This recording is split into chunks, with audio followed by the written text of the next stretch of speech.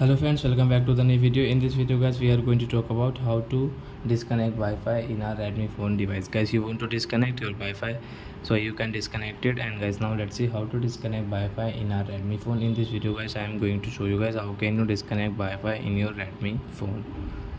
So before starting video friends, I want to tell you, if you're new in my channel and you are watching my video first time, so first of all go and subscribe my channel, click the bell icon and like my video.